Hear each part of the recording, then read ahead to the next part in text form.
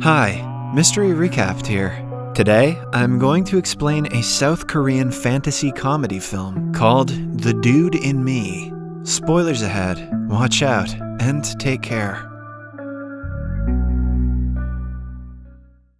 The protagonist of the film is the heir of the Hanho group and a well-known elite gangster, Pan-soo. In the beginning, we are introduced to his lavish lifestyle and loveless marriage to Seo-yeon. Pan-soo only married her because her father, Mr. Han, is the president of the Hanho group and an influential man. Seo-yeon is rich and spoiled and hasn't worked a day in her life, but she still feels entitled to her husband and father's money. She complains that her father is refusing to buy her a gallery that she really wanted. Pan-soo ignores her ridiculous demand and goes on about his day. In the office, he is informed of a carpenter who is refusing to evacuate his shop that needs to be destroyed for Pan-soo's next project. To get the job done, he invites his right-hand man, Mr. Bang, and asks him to get the carpenter out, one way or another.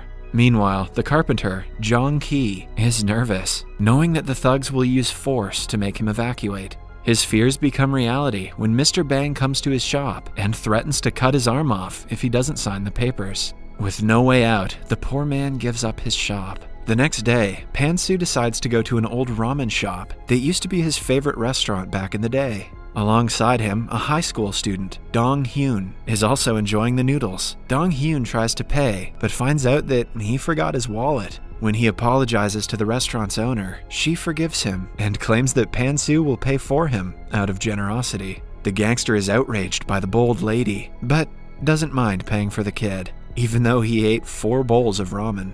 The shop owner promises to give him a special gift in return for his generosity. A while later, Dong-hyun is on the edge of a 2-story building trying to retrieve a shoe from a pole. As he reaches for it, he loses his balance and falls on top of Pan-soo, who happens to be standing right below. When Pan-soo opens his eyes again, he finds himself on a hospital bed.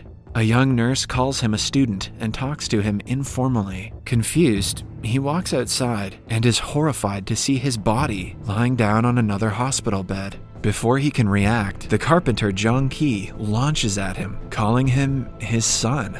A confused Pan-soo looks into the mirror to finally realize that he has swapped bodies with the shy kid from earlier. It's Freaky Friday for gangsters. Coincidentally, Jong-ki, who he threatened to kill the previous day, is Dong-hyun's father. When Pan-soo acts differently than his normal self and refuses to recognize his father, the doctor declares that he has something called retrograde amnesia. Pan-soo then recollects what the restaurant owner told him earlier and runs to meet her again. However, by then, the restaurant is being closed and the woman is nowhere to be found. In the following scene, we are introduced to Pan-soo's business rival, Mr. Yang. Yang hears the news about him being in a coma. He is over the moon and plans to take advantage of the situation to kill Pan-soo. At night, Pan-soo returns home to his wife, who thinks he is an intruder. He tries to explain the situation, but Seo-yeon calls the security and makes them kick him out of the house. Kind of amazing that he thought that Karen was going to hear him out. He is then taken to the police station and accused of trespassing. His poor father is distressed because of his outrageous behavior. Thankfully for him, the police let Pan-soo free without much fuss because he's underage. In the following scene, Pan-soo tries to wake up his body that's in a coma. Desperate to get his body back, he jumps on top of Dong-hyun. Just then, his right-hand man, Mr. Bang, enters the room and stops him. Pan-soo tries to make him understand that it's him trapped in a kid's body, but Bang thinks he is bluffing and kicks him out of the room.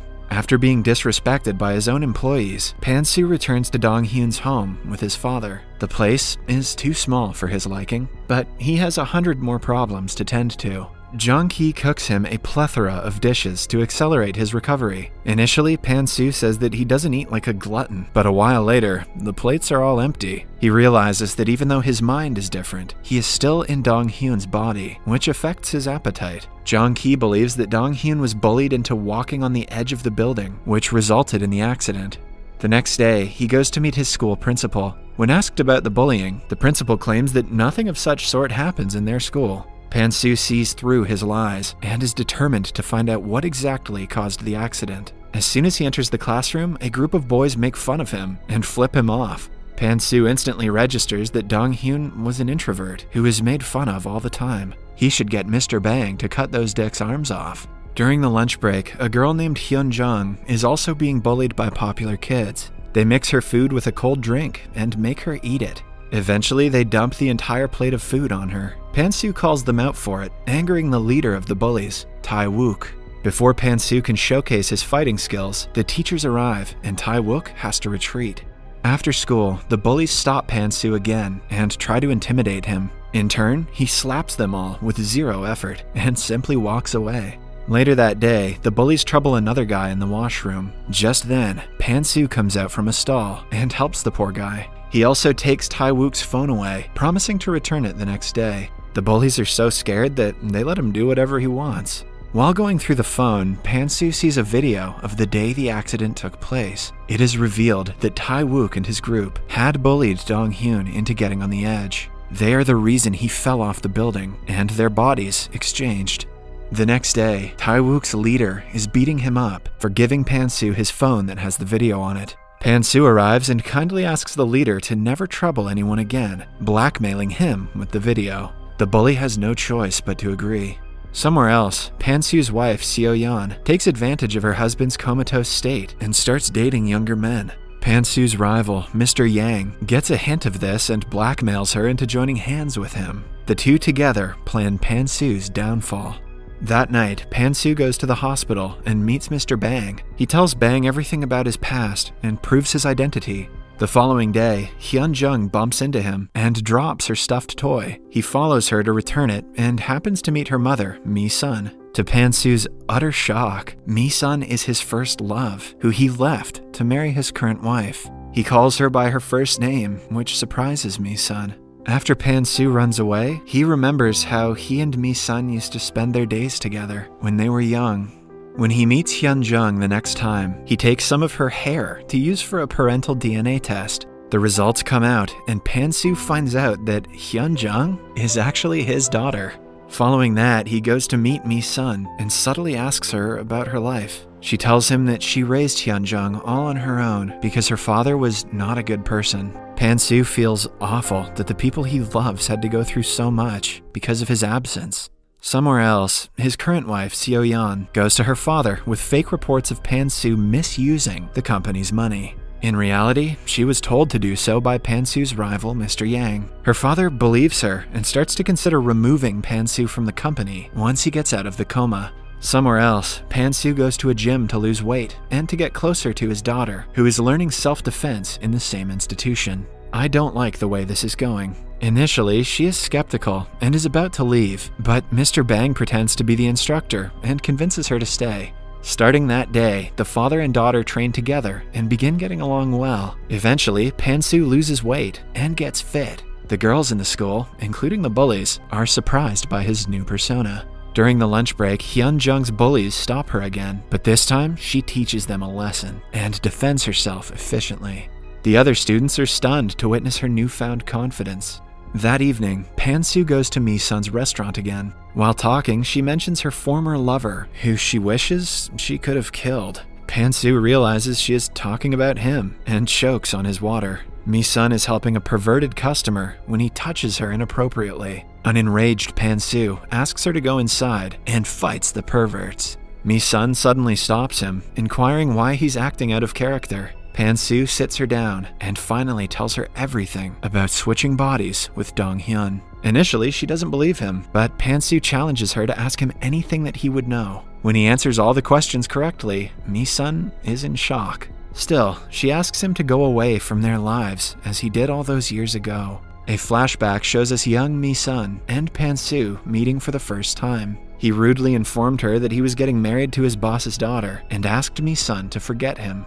The following day, a popular guy from the school named Min-ho invites Hyun-jung to his birthday party. Hyun-jung, who has never been called to a party, excitedly agrees to come, unaware of Min-ho's actual intentions. After that, Pan-soo and Mi-sun meet at a restaurant where she bluntly tells him that she doesn't want him in their lives. He tries to win her over and kisses her in front of everyone. The people around them are shocked because to them, Pan-soo is half of Mi-sun's age. She pushes him away and slaps him in the face. Still, Pan-soo doesn't stop and follows her outside. Suddenly, he gets a call from his friend, who informs him about the bullies' plan to trouble Hyun-jung at the party. Pan-soo quickly rushes to the party and arrives there to see Min-ho pouring a bowl of alcohol on Hyun-jung. Angered to see his daughter crying, he fights all of the guys who are surrounding her. The girls who witness the fight fall head over heels for him. Hyun-jung also takes a stand against Min-ho and kicks him into the pool. After that, the father and daughter leave.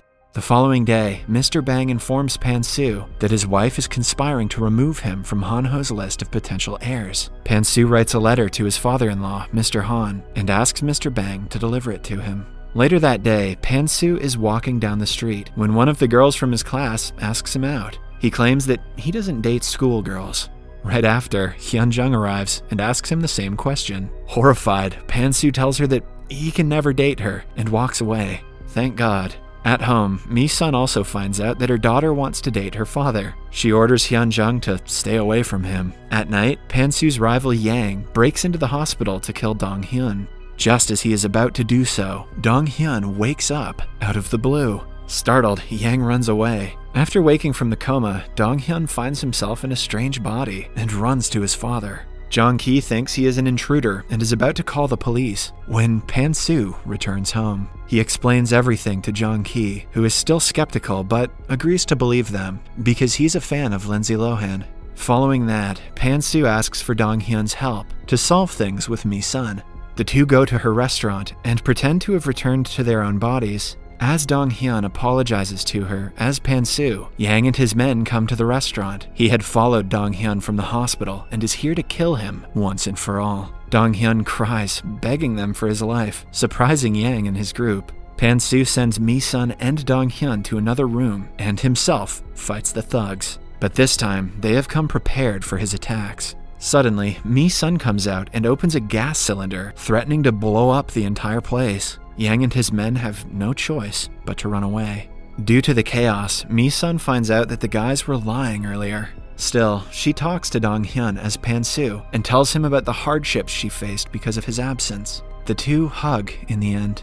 Somewhere else, Mr. Han has found out that his daughter lied to get her husband in trouble and hide the fact that she has an extramarital affair. Han disowns her and refuses to give her an inheritance. He also asks Pan-soo to meet him instantly. Since Pan-soo cannot go in front of them himself, Dong-hyun goes in his place with a microchip in his ears. The chip works fine for a few minutes, but when Han asks him about his second family, it turns off. With no one to communicate to, Dong-hyun is alone to make Pan-soo's decisions for him. He says that after returning from the hospital, he realized that family is the most important thing in the world. Hence, he is removing himself from the Han-ho group to be with his family. Han respects his decision and lets him go. When Dong-hyun returns to the car, Pan-soo hugs him, thanking him for doing the right thing. But their happiness doesn't last long when an enraged Seo-yeon hits them with her car. Pan-soo is severely injured and has to be taken to the hospital. As he is talking to his family on his deathbed, Dong-hyun falls unconscious. In the following scene, Pan-soo is in an operation theater. His surgeon is the same woman who caused the body swap initially. She asks him if he liked the gift and changes him back to normal. 6 months later, Dong-hyun, in his own body, returns to school. Everyone respects him and is nice to him. He and Hyun-jung have started dating. Wow, I've never seen a dad wingman that hard. Meanwhile, Pan-soo has bought a better place for Mi-sun to run her restaurant. All of them, including Jong-ki and Mr. Bang, work for her as employees. Subscribe for more videos like this, turn on notifications, and leave a like to help the channel out. Thank you for watching.